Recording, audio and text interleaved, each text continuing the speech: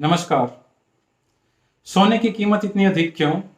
Why the price of gold is increasing high and high.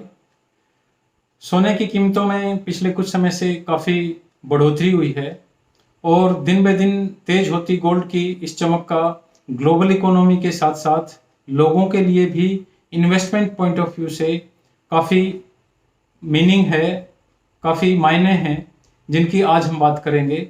तो आइए सबसे पहले हम देखते हैं कि आखिर दुनिया भर में सोने की कीमतें क्यों बढ़ रही हैं, इसके पीछे क्या कारण हैं।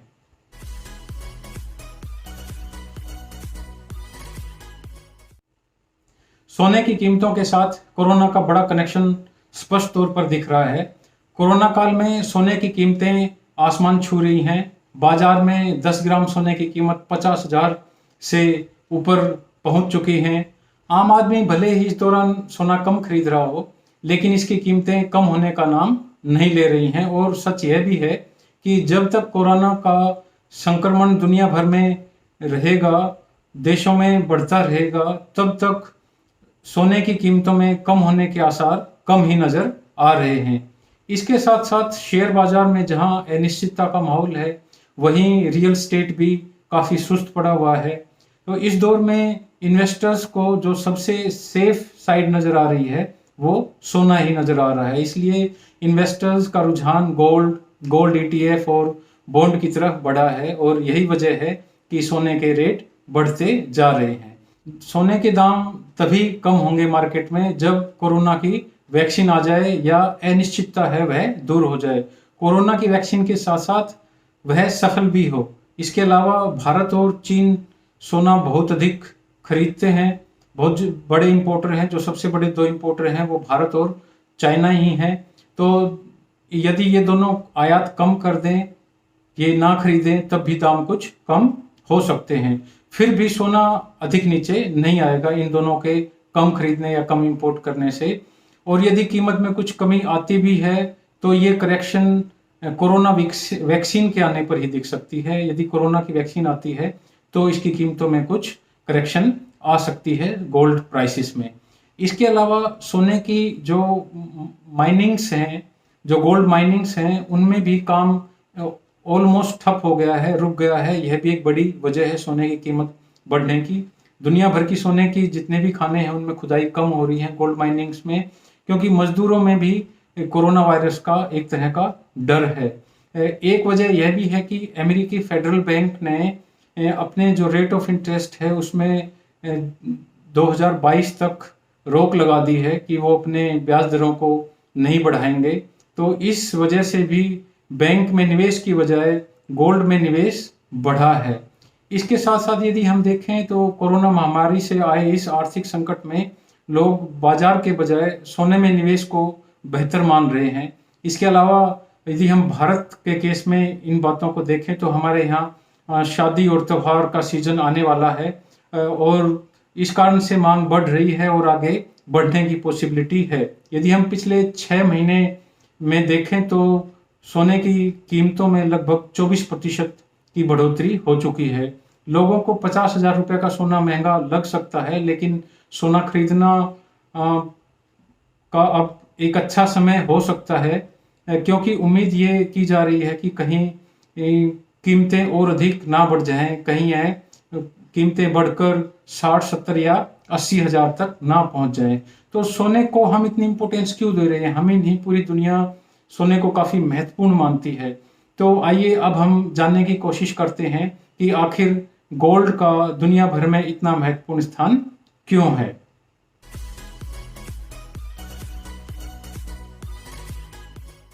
संकट के समय में दुनिया भर में हमेशा से ही गोल्ड पर विश्वास किया जाता रहा है और यही कारण है कि पुराने समय से लेकर आज तक सभी देश अपने सोने के भंडार को अधिक से अधिक करने में लगे रहते हैं।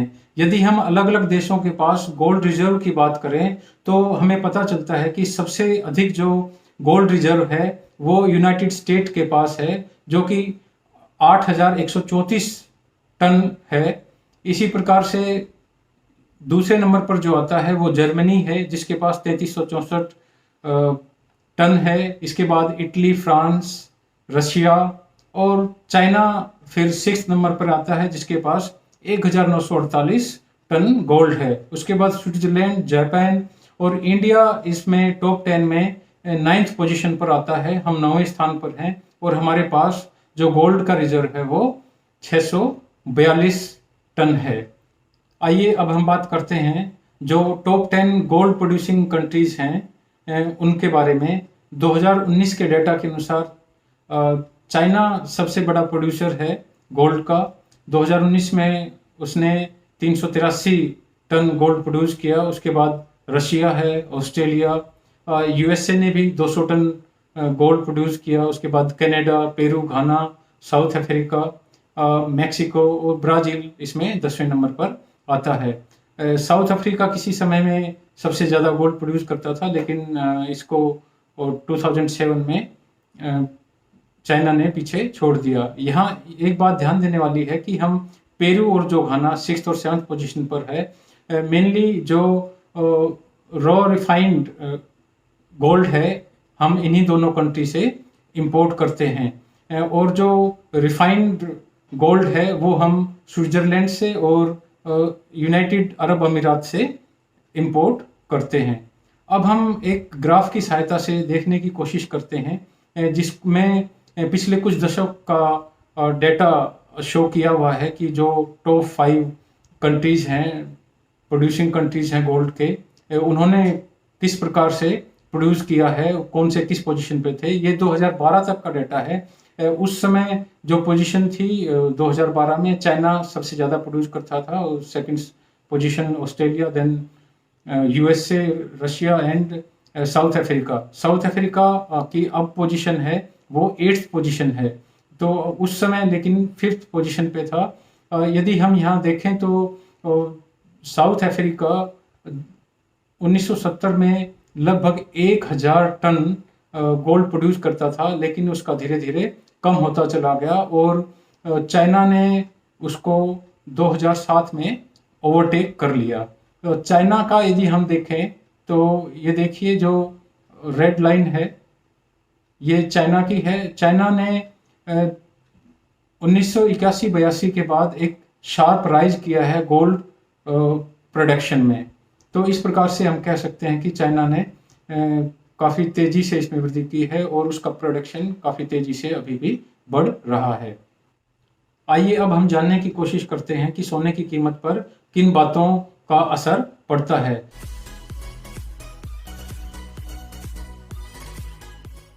भारत सोने की सबसे ज़्यादा खपत करने वाले देशों में से एक है। पारंपरिक रूप से हम जानते हैं कि देश में सोने की ज़्यादातर खपत आभूषणों में होती है, और यही कारण है कि जब भी हमारा त्यौहार या शादी के जब मौसम होते हैं तो उस समय देश में सोने की कीमत बढ़ जाती है।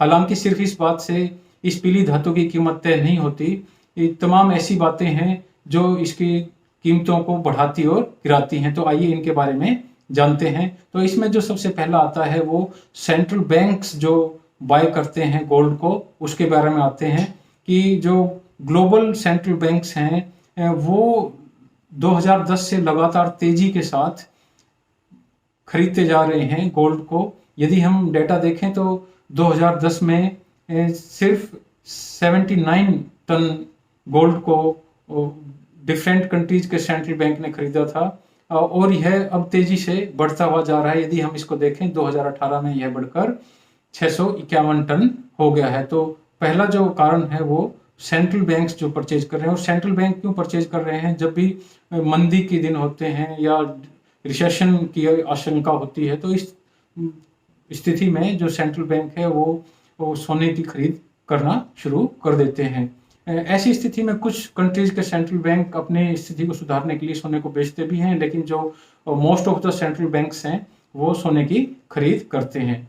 दूसरी इसमें जो बात आती है वो है कंज्यूमर डिमांड, कि भारत में सोने की मांग काफ़ी कुछ संस्कृति, परंपरा और वित्तीय सुरक्षा से जुड़ी है, ये हम जानते हैं। भारतीय सोने को निवेश और साज सज्जा की वस्तु दोनों के रूप में हम देखते हैं। इसी प्रकार से अस्थिरता से बचाता है सोना, यह भी हम जानते हैं। इन्वेस्टर्स सोने को सबसे सुरक्षित निवेश विकल्प के रूप में देखते हैं।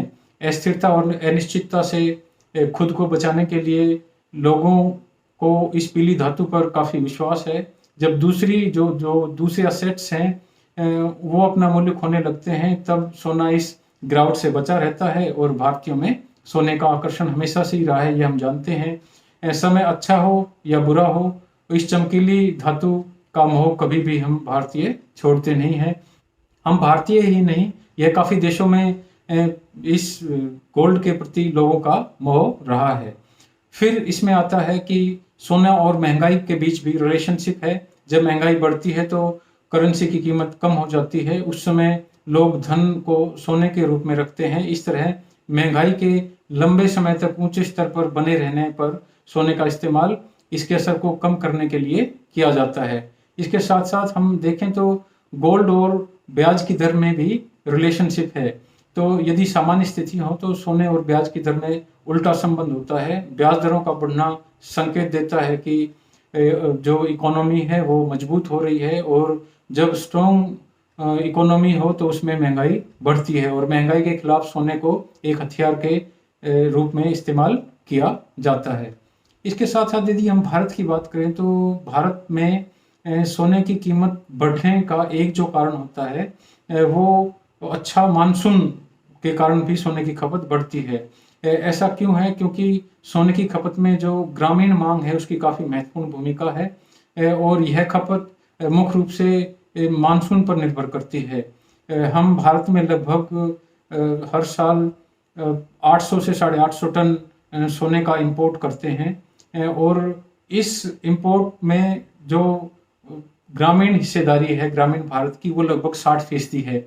अगर अच्छी फसल होती है तो ग्रामीण अपनी फसल को परिसंपत्ति बनाने के लिए सोना खरीदते हैं, अपनी जरूरत के अनुसार शादी और त्योहार के अवसर पर सोने को खरीदते हैं। और इसके उलट यदि मानसून अच्छा ना हो तो फिर किसान धन जुटाने के लिए सोने को बेच भी देते हैं।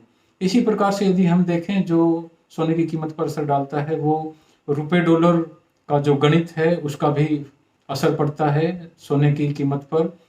भारतीय सोने का मूल्य डॉलर के मुकाबले रुपए की कीमत से प्रभावित होता है। हालांकि सोने की इंटरनेशनल प्राइसेस का इस पर कोई असर नहीं पड़ता। आमतौर पर भारत में सोने का आयात किया जाता है, इसलिए अमेरिकी जो करेंसी है उसकी तुलना में हम रुपए के कमज़ोर होने से सोने की कीमतें भारतीय मुद्रा में बढ़ जाती हैं, और इस तरीके से रुपए की कीमत घटने से सोने की मांग घट जाती है। और दूसरे जो असेट्स हैं उनके साथ भी सोने का रिलेशनशिप है। इसके हम इस तरीके से समझ सकते हैं कि सोने का ज़्यादातर जो दूसरे असेट्स हैं उनके साथ या तो उल्टा संबंध है या कोई संबंध नहीं है। इसलिए पोर्टफोलियो को ये डाइवर्सिफाई करता है। जब शेयरों में तेज गिरावट आती है तो अमूमन सोने के दाम बढ़ते हैं, और यह माना जाता है कि इस दौरान जो इन्वेस्टर्स हैं वो शेयरों से पैसा निकाल कर सोने में निवेश करते हैं। एक कारण जो जिसको हम और तरजीह दे सकते हैं वो है जियोपॉलिटिकल टेंशन। इसका मतलब है भू राजनीतिक तनाव। दुनिया में जब तनाव की स्थिति होती है तो सोने में निवेश की मांग बढ़ जाती है, और यह कई बार देखा भी गया है। इसी प्रकार से डॉलर की कमजोरी का भी सोने की कीमत पर असर पड़ता है। सामान्य स्थिति में जब डॉलर कमजोर होता है तो सोना चढ़ता है, क्योंकि अंतर्राष्ट्रीय बाजार में सोने की कीमतें डॉलर में तय होती हैं। इसका मतलब यह है कि सोना डॉलर पर औंस में खरीदा जाता है, और एक औंस में 28.35 ग्राम होते हैं। इसलिए डॉलर में कमजोरी आने पर इस पीली धातु के दाम मजबूत होते हैं। तो अब हम जो बात करेंगे वो बात करना चाहते हैं कि निवेश करना सोने में क्या यह एक विवेकशील या विवेकपूर्ण निर्णय है?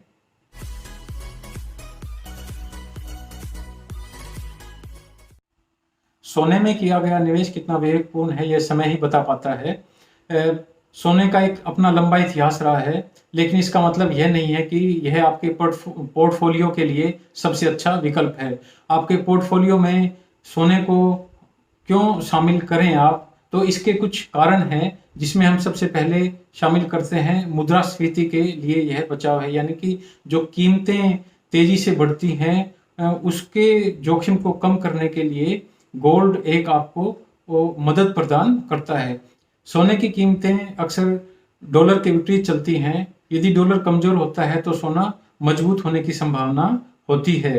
हालांकि तब भी जब सोना तीव्र गति से ऊपर नहीं जा रहा है, तब भी इसे मुद्रास्फीति से हारने से बचाने के लिए एक बहुत अच्छा तरीका यह माना जा सकता है।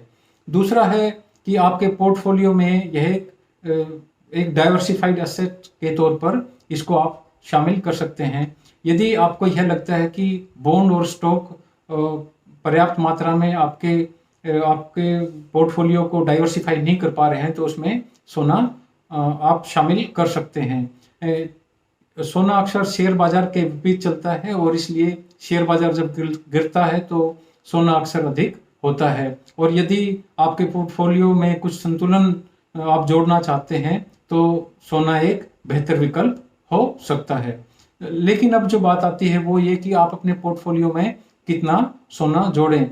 यह सच है कि गोल्ड में जब हम इन्वेस्ट करते हैं तो यह हमें शॉर्ट टर्म के लिए न करके लॉन्ग टर्म के लिए, लंबे समय के लिए निवेश करने पर ध्यान देना चाहिए। और एक थंब रूल है पोर्टफोलियो में निवेश करने का कि आप 5 से 10% से अधिक गोल्ड में निवेश ना करें जो आपकी कुल जो आप अपना पोर्टफोलियो बनाया हुआ है उसमें। लेकिन यह आपकी स्थिति और आपके जोखिम को सहन करने पर, आप रिस्क लेने की स्थिति में कितना है उस पर डिपेंड करता है। आप इससे ज़्यादा भी परिस्थितियों को देखकर गोल्ड में निवेश कर सकते हैं। आइए अब हम भारत में पिछले 10 सालों में जो गोल्ड की प्राइसेस रहे हैं उनको समझने की कोशिश करते हैं ग्राफ की सहायता से। यदि हम इस ग्राफ में देखें तो अक्टूबर 2012 से जुलाई 2013 तक जो 9 मंथ का ड्यूरेशन है उसमें अप्रोक्सीमेटली 1/3 कीमत एकदम से डाउन आ गई, जिसको हम यहाँ दिखा सकते हैं, इसमें देख सकते हैं ग्राफ में। और उसके बाद हम देखें तो कॉन्टिन्यूसली थोड़ी सी फ्लक्चुएशंस के साथ 2016 के बाद ये लगातार बढ़ती रही। एक बार 2017 में थोड़ी सी गिरावट आई है और उसके बाद यदि हम देखें तो 2017 के बाद एक शार्प राइज है सोने की कीमतों में। तो पिछले 10 साल में सोने की कीमतों का एनालिसिस हम इस प्रकार से कर सकते हैं कि ये जो शार्प राइज है 2017 के बाद एक तरीके से तेजी से कीमतें बढ़ी हैं, गिरने का कम ही पॉसिबिलिटीज रही हैं। तो आगे की जो उम्मीदें हैं वो भी ऐसा ही लग रहा है कि जो गोल्ड प्राइसेस है अभी आने वाले समय में कम ही उम्मीद है गोल्ड प्राइसेस के कम होने का। तो अब हम जानने की कोशिश करते हैं how to invest in gold की गोल्ड में यदि हम इन्वेस्ट करना चाहते हैं तो कैसे करें।